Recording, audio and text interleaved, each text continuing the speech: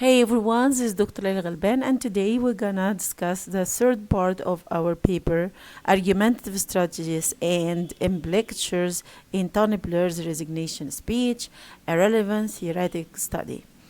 You remember in the previous lectures we discussed what's meant by relevant theory, what's meant by implicatures, what's meant by argumentative strategies, and we applied this to the resignation speech. And we said that relevant theory has to do with the notion that human communication is highly inferential and relevance driven, and that the address provides extensive apparent linguistic or non-linguistic stimuli, and which are processed by the addressees to work out its implicit as well as explicit messages. So relevance is a very key component of human communication, and it derives what we do by putting processing effort in order to gain meaning. Okay, and we said that a relevant text, whatever the text is that one that helps the addressees to understand it easily, because it includes apparent and ostensive clues that help the recipients understand it easily. Okay. We talked about different kinds of arguments, whether whether emotional arguments or non-emotional arguments, and so on. Let's continue today our discussion of Tony Blair's speech, and here we go. This is Tony Blair, and this is a sample of footage to him during giving his resignation speech at his constituency Sedgefield in 2007. And we head directly to our discussion and analysis. And we stopped last time with the Blair's achievements, okay? And he is giving us a sort of argument called argument from example. And he listed a number of achievements. For example, he's talking about, let's say, education and the revolutions that he has made in the field of education in order to modernize Britain. And then he talked about health promotion and that waiting list, hospital waiting list has been eliminated to some extent, and that pensioners who used to be freezing to death now they have some sort of health care from the government. And also the number 6, he talked about that his government has made unprecedented achievements such as more jobs, fewer unemployed, better health, education results, lower crime, and so on. In number 8, he talked about economy and how the British economy is at ease with globalization, and how London becomes a financial magnet, and it attracts investment from worldwide. In number 9, these are numbers of sentences. I put this in order to make it easy for me and for the readers to track the speech, sentence by sentence and proposition by proposition. Okay. And then he talked about culture and how Britain's culture in 2007 is thriving like never before, and not only at the level of laws, but at the level of values, including the minimum wage and the reforms that Blair has introduced in this era, and this is really an achievement, and everyone acknowledges that. In number 10, he talks about the role of the international role played by Britain and by him as the prime minister in many issues internationally, including the fight against poverty, climate change, the fight against terrorism. And he said that Britain is not a follower, it's a leader. And we're going to talk about this later on. Then in number 12, he talked about the settlement of the Irish crisis and problem and the disarmament of the Irish Republican Army and the end of this problem that caused headache for the successive British governments. And there was a treaty that was reached and rectified by the British government and the Irish people in Northern Ireland. Okay, so what he wants to say after putting forward this sort of argument, which is argument from example, is that my clear vision and my ideology have created further transparency that enables you to better see the reality and locate problems, and my achievements do not need any verification because they are there everywhere. Look around you, you will find my achievements speaking for themselves. They do not need any statistics because they are there and everyone can see them easily and can relate to them. And he's asking people to think and think again and look at the tenses and look at the verbs and look at the languages using, urging people confidently to look around and to think of his achievements. And of course, these are discursive strategies used by politicians generally to focus on the achievements and rather than the setbacks. And this is a sort of argument which is called as we're going to see, Blaine Fox appeal, and which says that we focus on the achievements and we ignore the other defects or setbacks or failures and so on. Okay, and we're not going to stay here for so long. Just to let me take an example of his achievements and build our argument. Visit your local school, any of them around here, or anywhere in modern Britain. What's the argument here? The argument here is made up of 3 elements. What Blair used to do is throughout his speech is that he doesn't provide well-structured arguments. He just making nudges to the to the audience, to especially his supporters who were there attending the event, to build and cooperate in building up the arguments. And let's see here, for example, he didn't mention the claim and he didn't mention the warrant. He just mentioned the data, and the audience has to complete this. And because he is sure that the audience is able to fill this gap, he left it for the audience to do on his behalf. So the claim here, I pay special attention to education, which modernizes Britain. And this is the data, which he said already.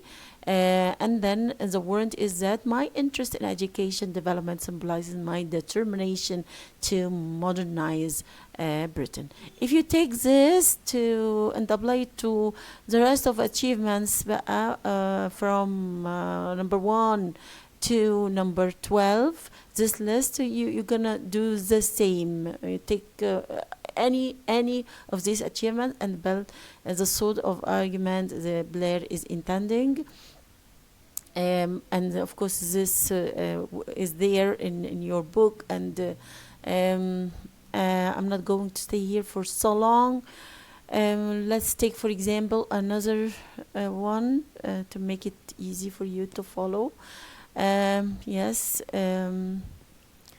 Look at the economy at ease with globalization and so on. The claim of the argument is intimately and interactively put. Instead of saying our economy is at ease with globalization, he says look at, and is asking people to get involved and to inform them about what's happening.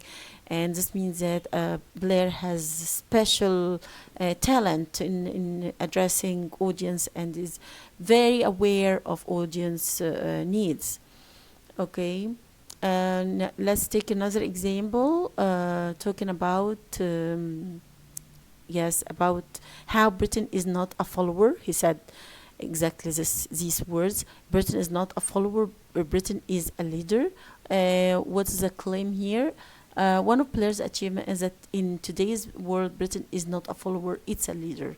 What are the examples? Look at the examples. So many examples, by the way. The global movement to support Africa in the struggle against poverty, climate change, the fight against terrorism, and so on. So what's the warrant?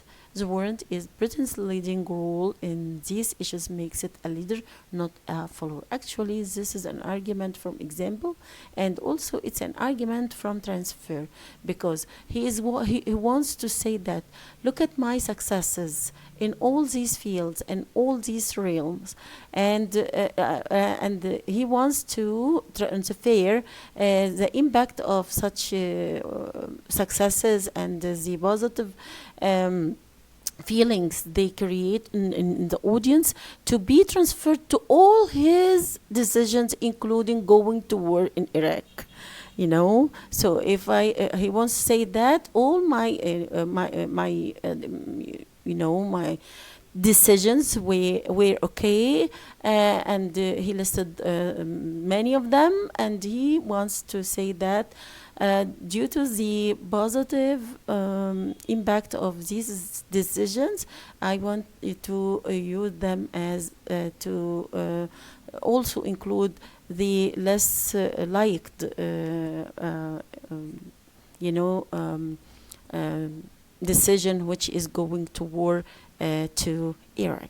What does he want to say here? If Britain is a leader, Blair is a leader, because I am representing the country.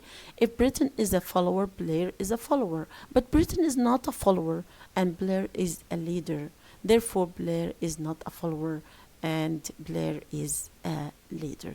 So he's transferring the images of his country to his own personal image. So if my country, he wants to say that if Britain is a leader, I am also a leader. I'm not a follower.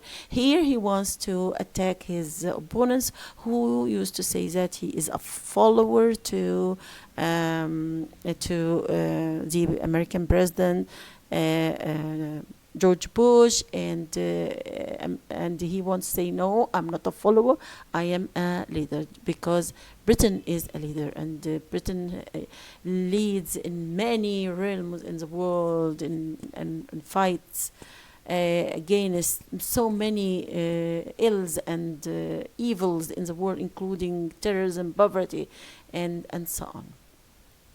Okay, so here let's read this. By associating himself with Britain, Blair is trying to refute the charge that marred his image, that he is a follower to Bush. The argument also breeds transfer, where people's love for their country is transferred to Britain. So if you love your country and you know that your country is a leader, so love me and love and know that I am also a leader, not a follower. Okay.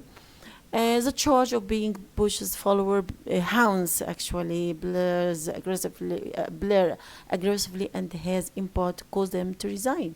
further refuting the claim that he is a follower.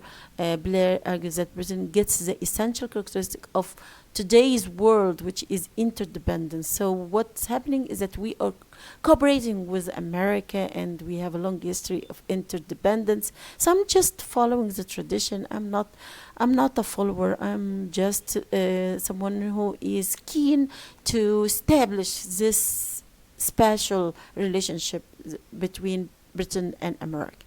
Okay. Now let's go to other examples of his achievements. Okay, talking about his role in solving the problem of Northern Ireland, in winning the Olympics, because Olympics was held in Britain in 2012, and Britain won the bid to organize and to host the Olympics during his reign and his premiership. So it's really an achievement to his credit. And the headache, which is the Irish problem, and the disarmament of the IRA, all these things cannot be denied. They are really achievements, but remember that they are not achievements that could be attributed to Blair alone, because many prime ministers have been working on the same issue, and he topped these and crowned these efforts by rectifying treaties with a peace treaty with the IRA. And then he moved to another part in the speech, which is his leadership and the party. You know that he became a leader to the Labour Party at the age of 43, and he led the party to 3 successive election victories, which is a historic record in the history of the Labour Party in general. So really, Tony Blair is a phenomenal Labour Party leader. He's talking about his leadership, and he said that as for my own leadership throughout these 10 years, where the predictable has competed with the utterly unpredictable, right at the outset, one thing was clear to me: without the Labour Party allowing me to lead it, nothing could have ever been done. Okay, so he is so grateful to the party, and he wants to say that I am so grateful to the party because the party allowed me to lead, and due to my leadership, we managed to achieve such a wonderful and unprecedented achievements. However, he says that what I do, but I know my duty was to put the country first. He wants that although I am belonging to the Labour Party and I am a leader of the Labour Party, but I put Britain first. And this is a sort of an ad populum argument, something that sways people and alludes to their patriotism touching a chord in their heart, and so on. So as far as this part, which is his leadership and the party, is saying that I put Britain first, which is an ad populum argument, a sort of emotional argument that's prevailing throughout his speech. Okay, and then he moves to another part in the speech, talking about decision making and how it is hard. He wants to talk about how it is difficult to make decisions, and sometimes you make decisions that are favorable to the people. Sometimes you take you make decisions that are against the wills of the people, but you put the country's interests first, and you do not uh, act emotionally. You do not act according to the public wisdom and the snapshot of opinion and so on, opinion polls and so on. He wants to say that I make my decisions according to my own convictions, to what I believe to be right, and what I believe to be good, and to the best interest of the nation. Okay. And he also talked about make a sort of contrast, and this a sort of argument called argument from contrast. He's making a contrast between being in office and being in opposition. When you are in office, you have to provide the answer. You are responsible for everything. You have to make tough decisions and so on. While when you are in opposition, you are just listening to the people and say nice words and blame the government, attack the government, and that's it. So he is alluding to one thing, that those in opposition have a very lovely time, and those in office have a very hard time. So he is indirectly attacking the opposition. Let's go to what are the implicated messages here. He wants to say that don't listen to the opposition because they do not do anything. They just listen and this makes people happy, and they are there in order to criticize and to oppose. But look at me, when I'm in office, I used to make the right decisions, and this is something it's really painstaking task that requires firmness, energy, farsightedness, courage, and the balanced character, and all these traits are symbolized in me. This is what he wants to say. Remember that we are talking about two important things: argument structures and implicatures, and how implicatures are included into the structures of the arguments put forward by Blair. Okay. Then he talked about, we have another sort of argument which is called argument from commitment, and he said that I'm committed to. These are the three elements of argument: the claim, the data, and the warrant. And as far as the claim, it's also implicated. He didn't say explicitly. Blair is committed to his conviction, which proves that he is a reflective, talented statesman. And data, he doesn't listen to the people because of his unique vision. And warrant also implicated. People who are committed to their beliefs are persuasive and admired. People like the strong leaders who believe in what they do, and who abide by convictions, and these these leaders are really loved by people everywhere. Then we move to another sort of argument, talking about it's called argument from inconsistent commitment, as it casts doubt over Blair's commitment to democratic preliminaries. How? Let's see. Blair, the claim here: Blair is committed to democracy by virtue of democracy of the country's political system. Blair doesn't listen to the people, which is an inherent principle of democracy data. This data.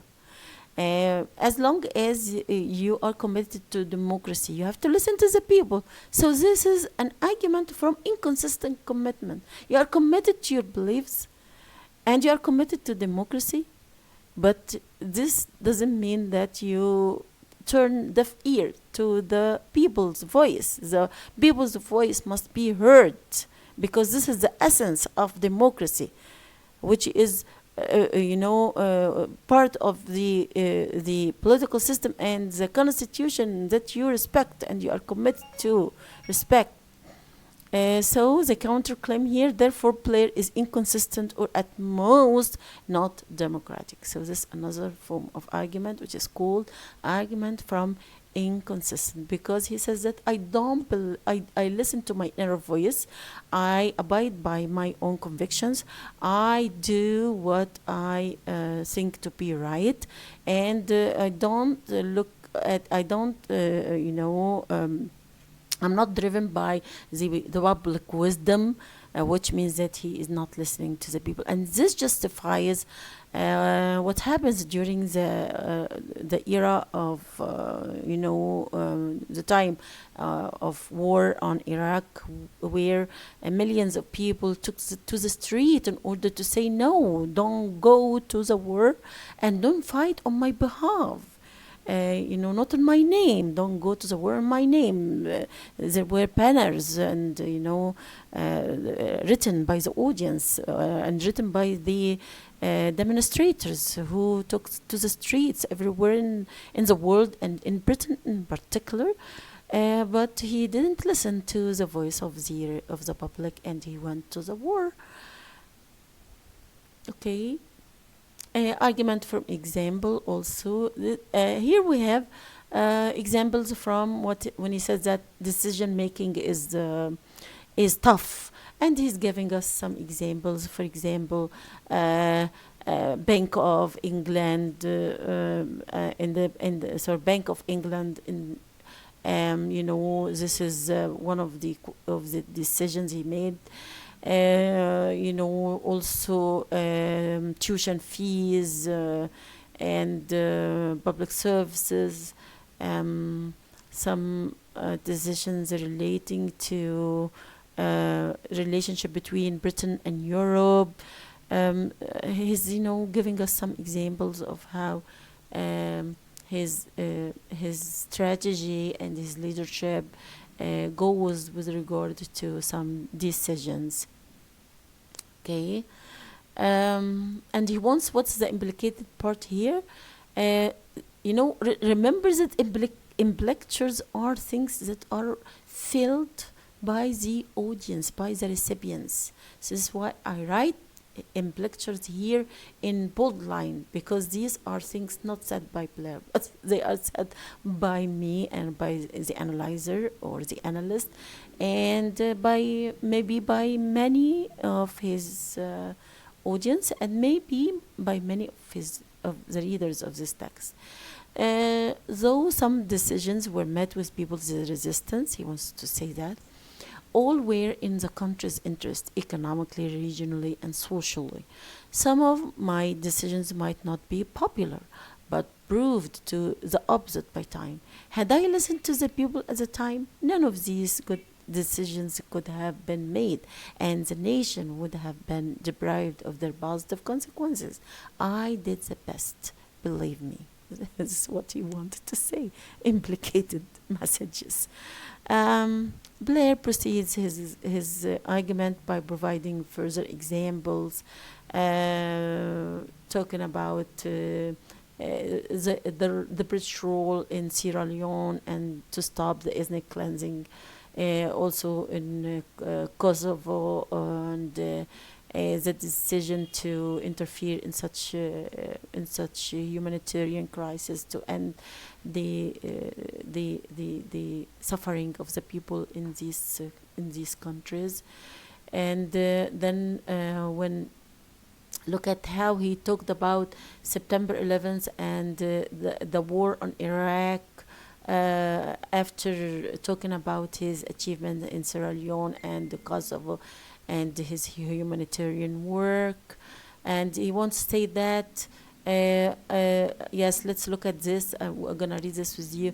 In the Sierra Leone and the Kosovo examples, Blair is deceiving the audience by appealing to the view that Britain must have a leading international role as an extension to its history as a former empire.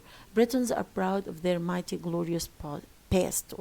Blair tries to revive the past, though not in the old typical picture. The ostensive relevant forms such as intervened, didn't pass by, and keep out of the thick of it,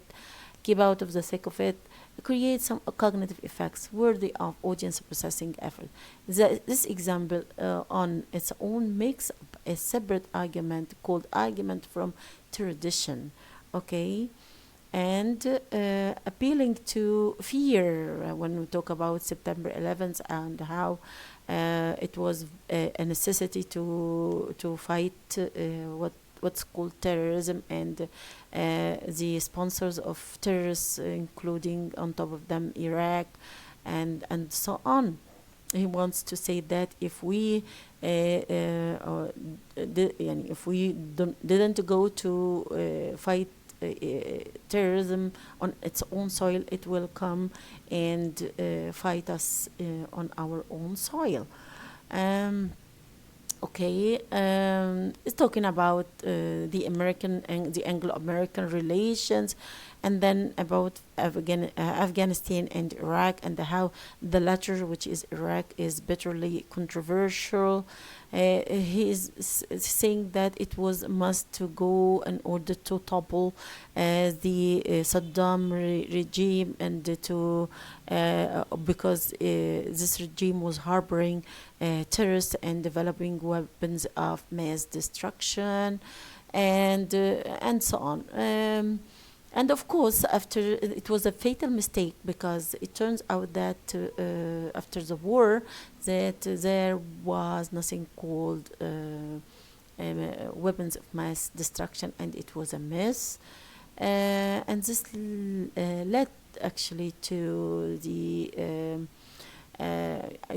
deterioration in the popularity of Blair, and his public image has been tarnished by such a big stain in his legacy as a prime minister and as a politician. Okay. um, uh, let's go to talking about this, and he wants to say that I was right in fighting terrorism. Of course, right.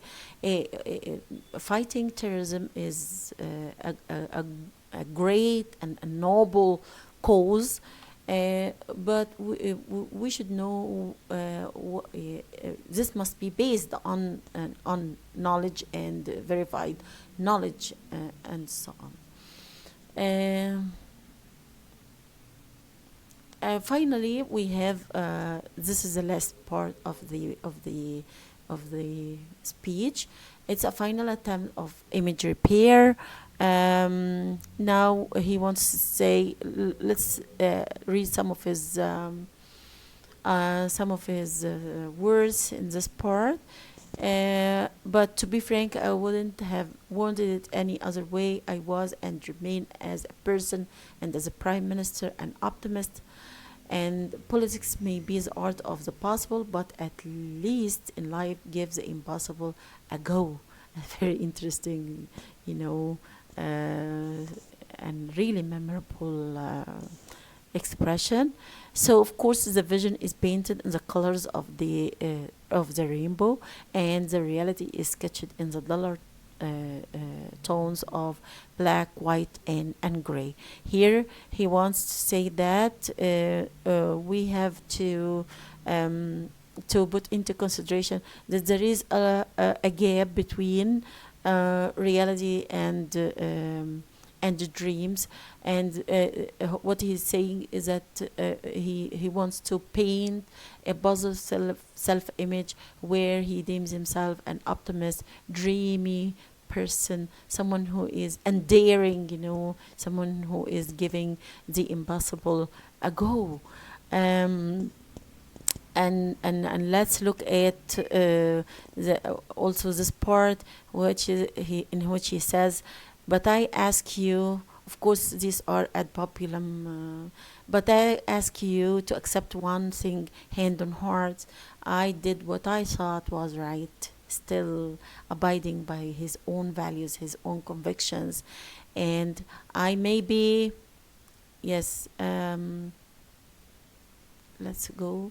Yes, I may have been wrong. That's your call, but believe me, believe one thing, if nothing else. I did what I thought was right for our country. Okay, still abiding by his own convictions. And then let's read the brief final part. I came into office with high hopes for Britain's future. I leave it with even higher hopes for Britain's future. That's a country that can today be excited by the opportunities, not constantly fretful of the dangers. Bardo is still doing his best in order to repair his image and beautify it. And this is a key, one of the key objectives of making the speech from the very beginning. He wants to beautify his image and to build a positive image again in the minds of the audience before leaving office. Okay, and then he wants to talk about something very personal. He said, people often say to me, it's a tough job. Not really, not really, or not really. A tough job or a tough life is the life of the young, severely disabled children have and their parents who visit me in the parliament the other week. Tough is the life of my dad. Tough is the life my dad had. His whole career cut short at the age of 40 by a stroke. Okay, what are these arguments? These are overloaded arguments. He is, and at the same time, he is giving some emotional touch at the end. He wants to make a strong emotional end to his speech, and at the same time, he is distracting us by taking us into side arguments, talking about his personal life, and his dad's life, and the life of the disabled people and disabled children, and he wants to say that I was happy with the task. It was not a burden at all, and I leave it not escaping from responsibility. I leave because it's in the country's interest. Here we find that Blair skillfully picks the word tough to construct a new argument with the purpose of casting light on some humane aspects of his character. What are these arguments? These are, it's an amalgam, by the way, of red herring and plain folks appeal. Now, these two examples, talking about the disabled children, talking about his father, and so on. He wants to distract the audience attention, and to strike a chord in their hearts by talking off the subject. And then also we can say that he's using the plain folks appeal because he wants to say that I am one of you. I'm not someone who is living in an ivory tower, and he wants to portray himself as a compassionate, kind-hearted leader, and this is an attempt to refute the accusation that Blair is ruthless and warmonger, and he loves warmonger. Which was circulated, these things were circulated due to the war on Iraq. He wants to say that I'm empathetic, I care about the disabled and their family. Blair constantly interacts with the people. His office is open for all. He meets the families of the disabled children, and he listens to them. He listens to the people who he cares about, the public health, and so on. So we can say also this a sort of argument from Billy, where he managed to arouse people's pity for him and for his dad's premature death and for the disabled children. So it's a bundle of emotional loaded arguments he's using at the very end of his speech. He wants to say that I'm pro-life. He he went to to war to save people's life. He is a peaceful, compassionate man who has empathy for those who suffer. So he wants to say that I'm really someone who cares about people. I'm pro-life. So going to war was to save people's life, and I didn't mean to destruct or to kill or to help to do things the way they went. Okay. Finally, he says that I have been very lucky and very blessed, and this country is a blessed nation. The British are special. The world know that in our innermost thoughts. This is the greatest nation on earth. It has been an honor to serve it. Now, yes, a very strong finishing by using ad populum appeals arguments, and he wants to say that I have been very lucky and very blessed, and this country is a blessed nation. So he wants to say Britain is blessed because I serve it, and I am blessed too as well, or too, yeah. um, you know let's look at a discussion of the main findings of this. Yes, finally he said, I give my thanks to the British people for the times I have succeeded, and my apologies for you for the times I have fallen apart.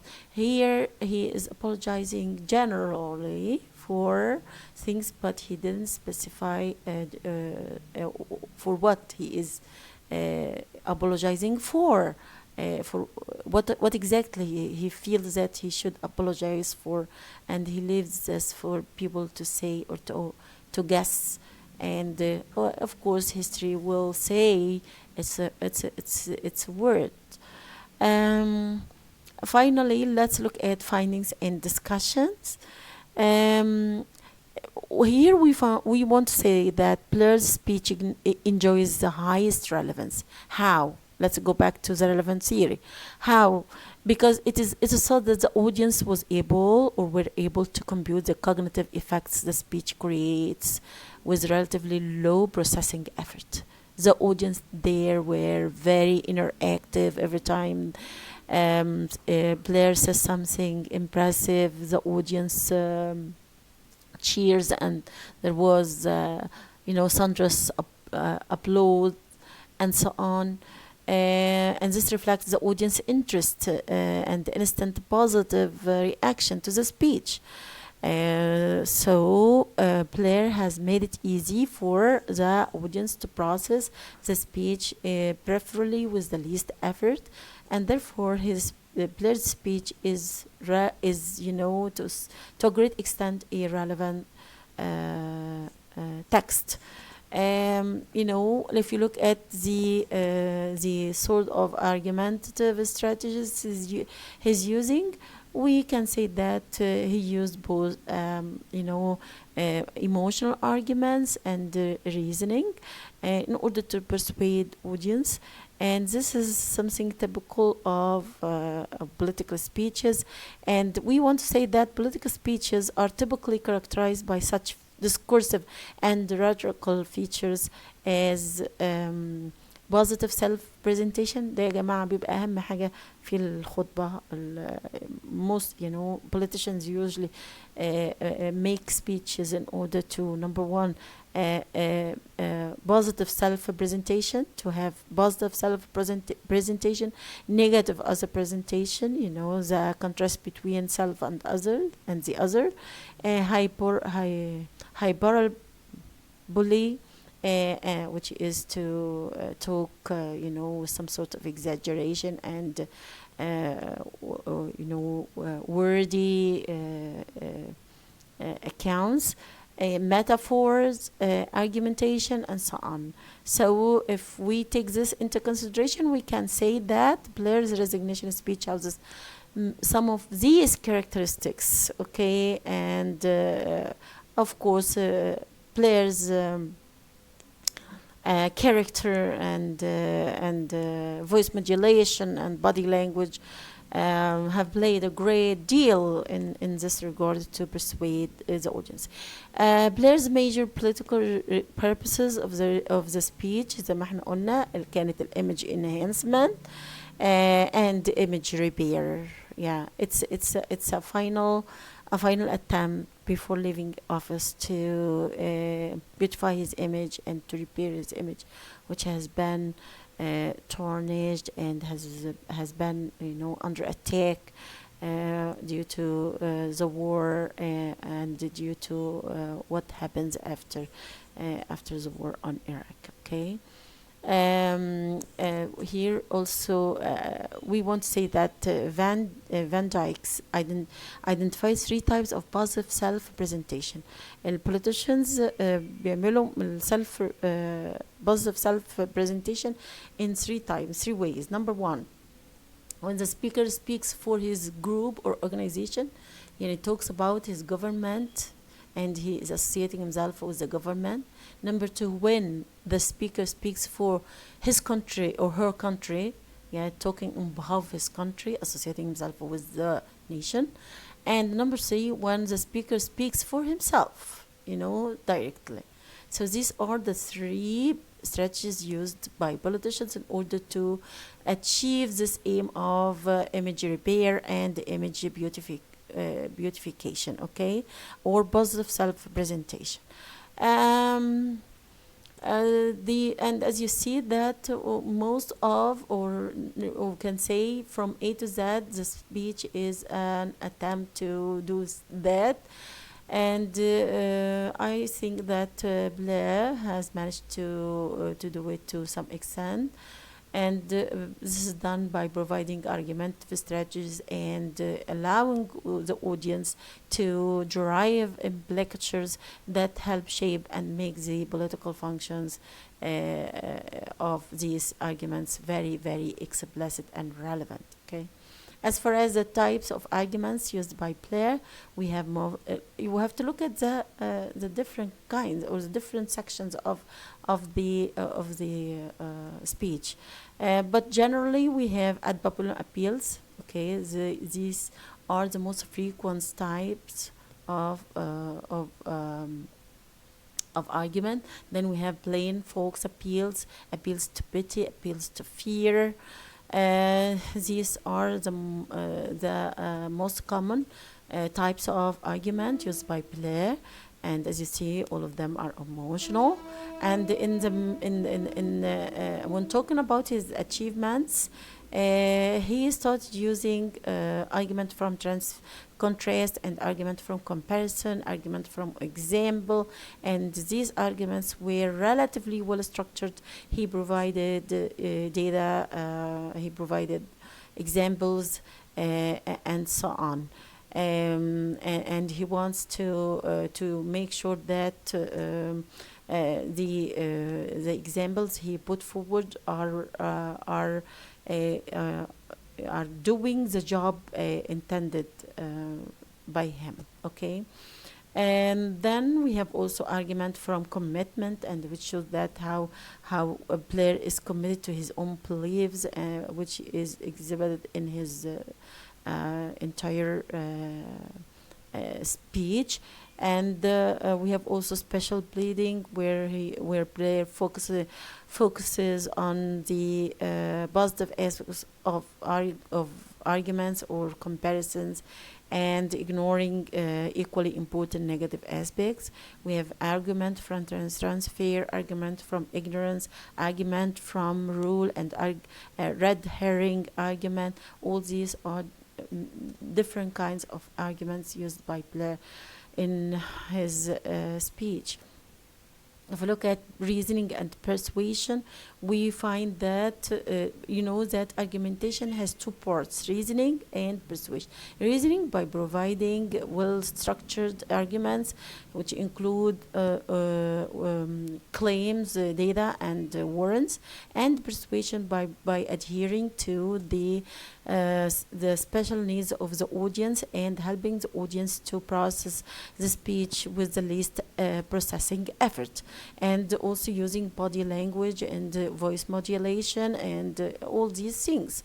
So argumentation has two branches: number one, reasoning, and number two, persuasion. We find that Blair has done a great deal in order to get the two folds together, to put them together. And as far as the arguments, for example, he doesn't provide fully structured arguments, and he left some of the argument structures to the audience to complete. If we look at the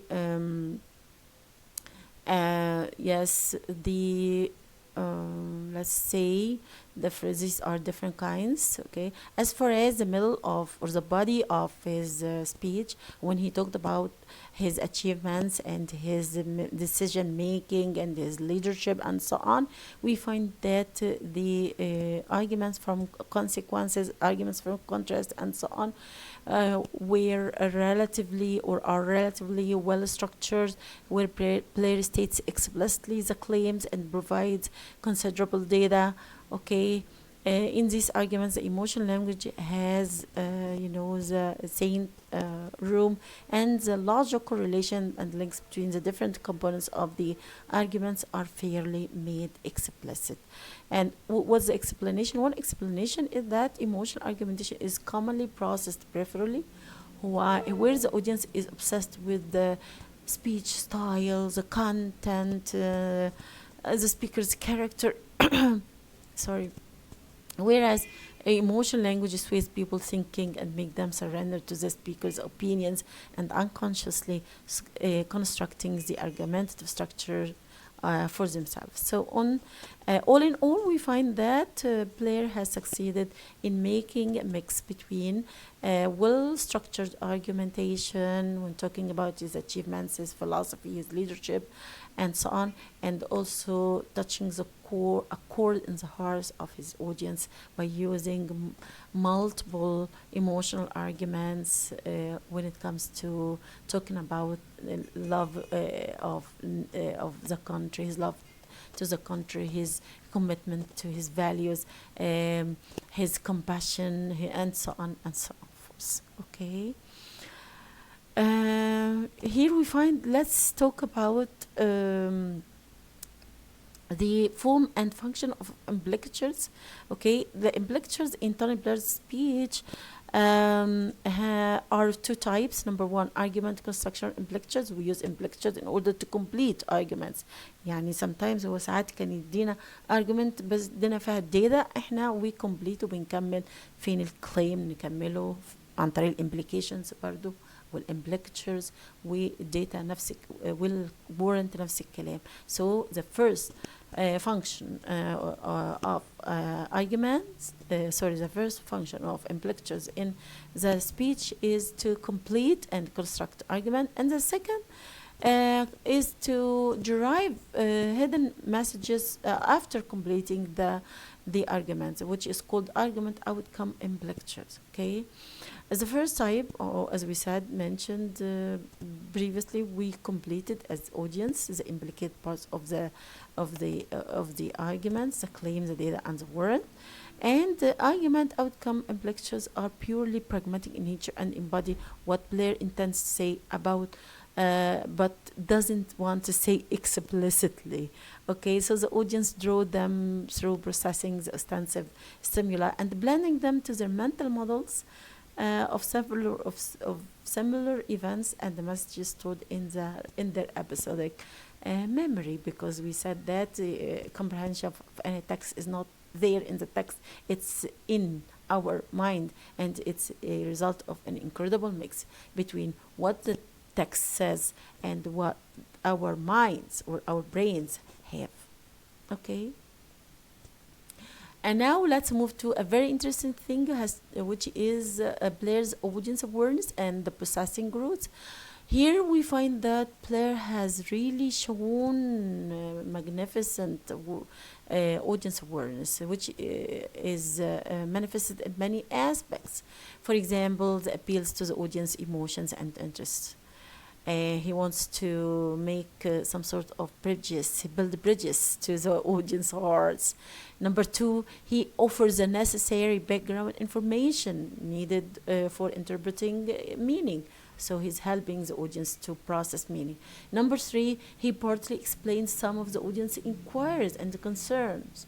He gives some explanations, and he leaves the rest for the audience to provide on their own. Number four, he also shows an awareness of the audience beliefs and evaluations. He acknowledges that he might have done wrong things, and he apologized in the end. He apologized for them. So he is coming halfway or midway with the audience. He is not stubbornly clinging to his own point of view. He made a compromise at the end. He's saying, "No, I'm sorry for what you think I did, for the wrongs that you think I did." Okay. So as far as this point is concerned, yeah, we can say that Blair is really someone or a leader who is aware of how to address his audience. Also, when he tells them that I leave judgment to you, I'll ask you to judge me, and I'm not going to judge myself because you will do it, and this is your right, and all these things are very engaging to the audience. Here we have two questions that must be raised here. Number one, which parts in Blair's speech are processed preferably يعني without effort, and which parts are processed centrally with effort, which means that to think about the pros and cons and to think critically والكلام ده كله.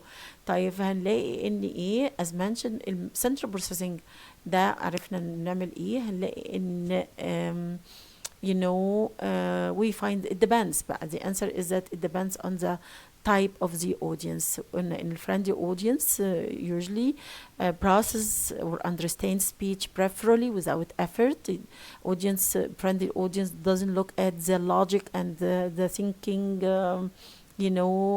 structure of the speech and the line of thinking and all these things. On the other hand, the unfriendly audience are usually alert to critical views, and they process speech centrally and rather than preferably, because they are there in order to hunt whatever is not logical and whatever is not plausible in the speech, and that's why it's called central processing. So it depends on the audience. However, we can say that the friendly audience process, as we said, preferably and sometimes centrally, and as we said before. What are the major characteristics of resignation speeches?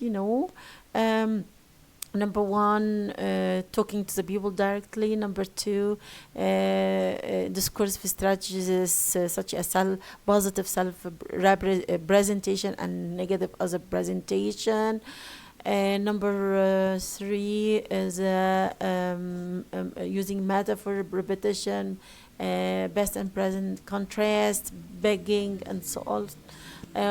We can say also that we have frequent use of implicit messages, extra audience awareness, high frequency of emotional arguments, exclusive focus on achievements, ignoring faults and sticking to previous positions. كل ديت يا جماعة are characteristics of a political speeches. Okay, finally let's end my discussion with a table which is in the index part, which summarizes all the arguments that have been there in the speech, organized according to the major sections of the speech's opening section. We find that the argument types which prevail are ad populum appeal, number 1, number 2, number 3, and what are the implicatures, the major implicatures. Number 1, I'm loyal to my constituency, I love my country first, I'm democratic, and so on. If you move to the body section, talking about yesterday's Britain and today's Britain and the Blair's achievements, we find that there is a variation, diversity in the form of argument. We have argument by contrast, argument from comparison, argument from example, from transfer, from consequence, from ignorance, and special pleading. And he is making a list of his arguments and saying that they are bigger than statistics, and that I'm a leader, I'm not a follower, and so on. And when talking about his leadership and the Labour Party, he moves to the ad populum appeal and saying that I love Britain most and I put it first. As far as decision making is concerned, he talked about, he uses argument from contrast, talking about the difference between being in office and being in opposition, and that making decision requires firmness, energy, courage, and a balanced character, and all these are there. And in Blair's character, as he wants to say. Next, still in the body of the speech, your duty is to act according to your convictions, and here we have argument from commitment, argument from example, argument from fear, argument from rule or norm, talking about how much he is faithful and committed to his beliefs, and that his decisions are based on clear visions, and that he is protecting the country from the hand of danger, and that in backing America he is doing what is has been traditionally been done due to the special Anglo-American relationship. In the closing section of the speech, he is giving going back to ad populum arguments, saying that I did nothing wrong. And finally, at the very end of the speech, he made the final attempt of self image repair, and to do that he used argument from commitment, plain Fox appeals, red herring, and ad populum arguments. And what are the implicatures? He wants to say, I'm still committed to my beliefs, however I apologize for nothing, my job is not tough, and I am blessed. Okay, so in the light of this discussion, we can say that Tony Blair's resignation speech has been really a relevant text, and that has triggered a lot of implicatures on the part of the audience, and Blair has made a good job in reasoning and in argumentation. However, there is still some sort of counterpoint views that must be there, and this is the purpose of pragmatic analysis and linguistic analysis that we have tried to do in these three lectures. Thank you.